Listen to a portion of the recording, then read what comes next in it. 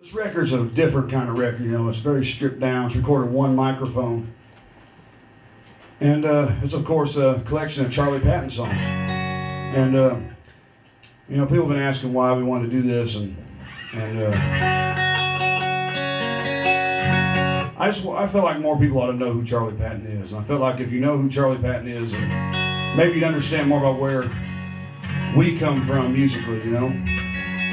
And so at the few in stores we're going to be doing for this this record, I've been like talking a little bit about Charlie and who he was, because a lot of people don't really know, and even people that know who he was or have heard his name, and they maybe don't really know just how important he was, you know, as far as in American music, which means worldwide music. And Charlie Patton was basically the first real star of, I guess, what you would say American low culture music. You know, before there was the only real records that sold like crazy were going to be like pop records, you know, which would have been like big band stuff, classical music, things like that. So he was the first real star of low culture music. And we were talking downstairs. One of the first records that sold on both coasts of the United States. And we're talking about a record that recorded in 1929. That's when he first made his records. And so his records were real hits. He had been all around the United States playing. He drove a brand new car. He played a brand new Gibson guitar, which none of them guys did. They all played Kalamazoos and harmonies and things like that. He had done all that and died by the time Robert Johnson ever recorded a note. 2 years before he died, before Robert Johnson ever recorded. And a lot of Robert Johnson songs are kind of covers of Charlie Patton songs he did. And very heavily borrowed from his songs, his arrangements, if not word for word. And you know, he did that all the while being someone who was black, white, and Indian, right? Which in Mississippi in the 20s and 30s made him a black man. And so he was able to do all that, you know, and at that time, you know, under that oppressive situation. It's pretty amazing, you know, maybe one of the most amazing stories in all of American history, not just music, you know. And people like Muddy Waters, Bucka White, John Lee Hooker, Howlin' Wolf, Pop Staples, they would say and did say in interviews that the reason they ever picked up the guitar was because of Charlie Patton. They all said he was a great man. Whatever that meant, you know, to them, I don't know what it meant. He was a great man. Didn't know him, you know, but you know, to them, he was a great man, and his music is great to me. So, you know, that's one of the reasons why we did the record. But if you can imagine what would happen if there had been no Muddy Waters, no Howlin' Wolf, no Pop Staples, no John Lee Hooker, you know, probably all American music would sound like Tony Bennett. No offense to Tony Bennett, he's all right.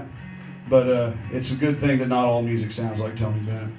But I'm going to play another song off the record. And I'm going to play probably more songs than usually are played in store. The songs are kind of short, and these are sort of special little things. So this song's called "Some of These Days I'll Be Gone," and this song kind of is one of the things that sort of pushed me over the edge to decide to want to do this record.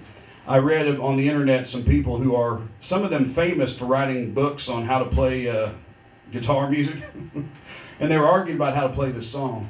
And they were wrong. And it made me laugh, and I thought, man, they're all wrong. Every one of them's wrong, you know.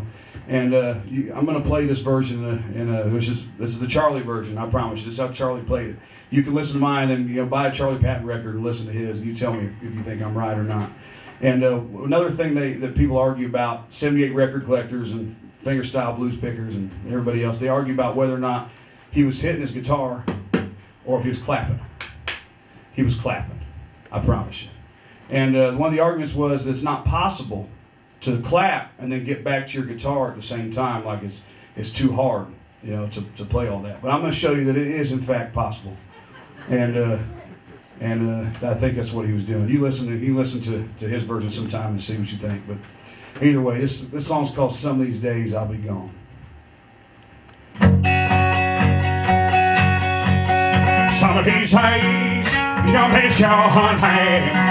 Some of these days I am gone away. Some of these days, you'll miss your honey. You'll miss me, sweet dream, I'll be going away.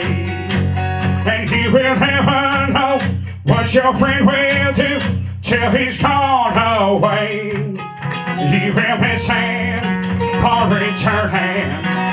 You will miss him, I am gone away. You will miss him, oh my honey. You'll miss me, sweet dream, I'll be going away. Some of these days, you'll miss your honey. Some of these days, I am gone away. Some of these days, you'll miss your honey. You'll miss me, sweet dream, I'll be going away. And he will never know what your friend will do till he's gone away. You will miss him for returning. You will miss him, I am gone away. Some of these days, you're gonna be sorry. You're gonna miss me, sweet dream, I'll be going away. Thank you.